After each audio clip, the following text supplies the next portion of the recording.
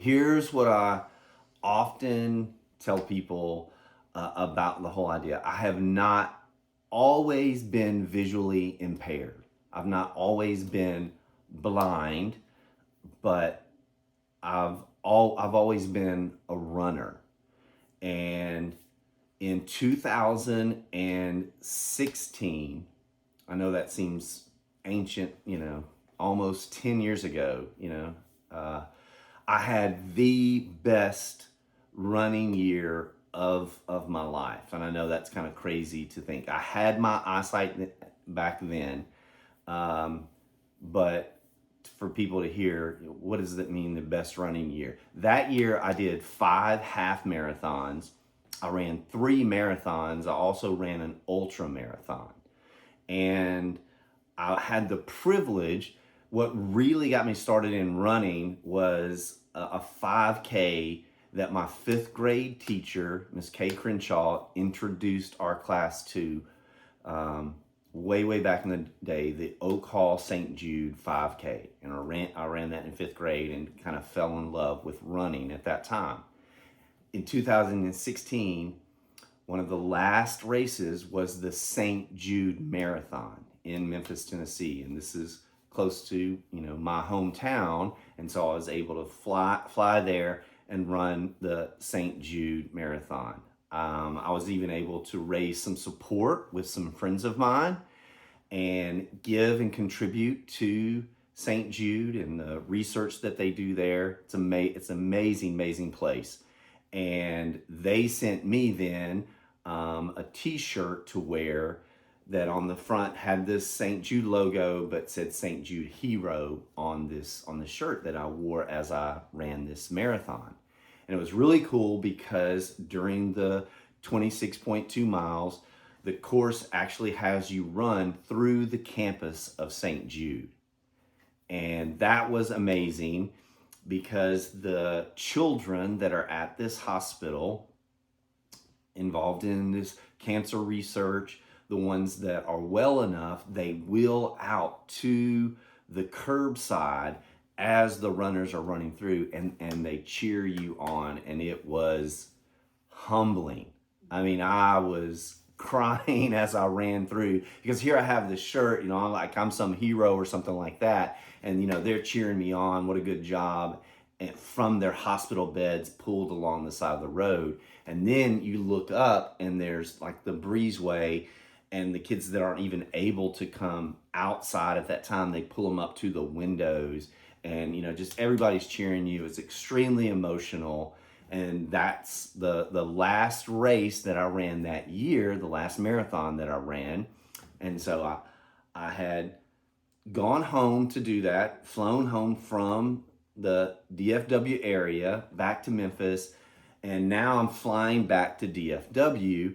And that's when I land, I notice that something has gone wrong. I've always had poor eyesight. I've always had poor vision.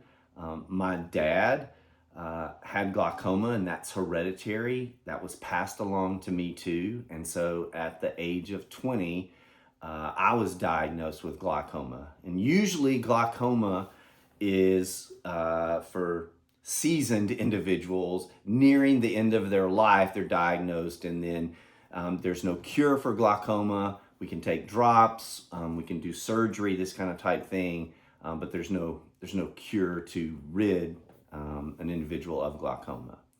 And being diagnosed so young, I did the eye drops, I did all of the surgeries for years and years and years, and I would actually go as a 20-something young man to see my specialist, no longer just a regular, optometrist. I had to go see the ophthalmologist. I had to go see the specialist. And I would go in Fort Worth and sit in the waiting room with every, senior citizen in the Fort Worth area. And they would be like, "Hey, Sonny, are you here to pick up your grandmother?" And I'm like, "No, my eyesight's worse than yours. And I have, glaucoma. This has been a battle."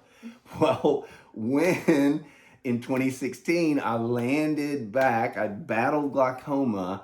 I landed back in DFW, and I realized something in my vision wasn't right. And so I went immediately to see my doctor, my eye doctor, and I sat down in a chair, and he pulled up his chair in the room, and he looked at my eye for about, maybe 15, 20 seconds. He pulled his chair back and he said, here's the deal. Here's what's going on. Your retina has torn, okay?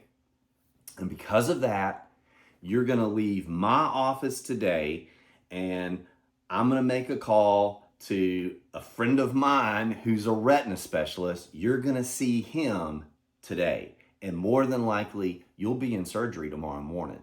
And that's exactly what happened. My retina had torn in my good eye.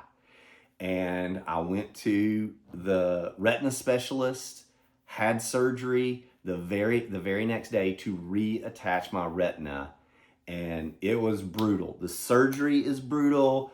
The recovery is brutal. I do not wish this on my worst enemy.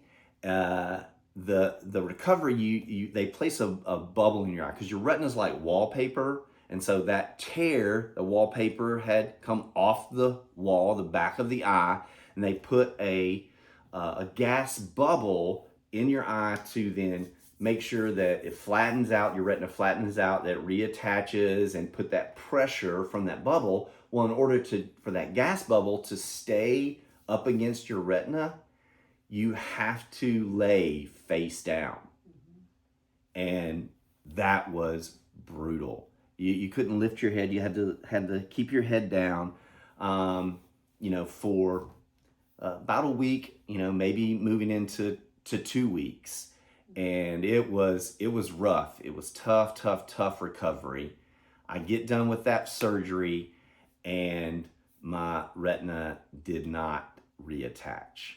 And I had to do the surgery again about 3 months later. And so that is the story then of how I lost my vision. I lost my vision in my right eye due to a retina tear that would not reattach. And then I completely lost my vision in my left eye due to the glaucoma. And so I tell people all the time, I just have pitiful eyes. The rest of me is all good. I will show you right now. But my eyes have just been pitiful. But this has been an amazing journey. It's an amazing story that I'm truly blessed. I'm truly thankful for the years and years and years of the eyesight that I had, because I have met some beautiful people and been to some amazing and very beautiful places. I've seen a lot in my lifetime. And so there's no regret. Now I walk by faith, confidence in God, confidence in Jesus, and not by sight.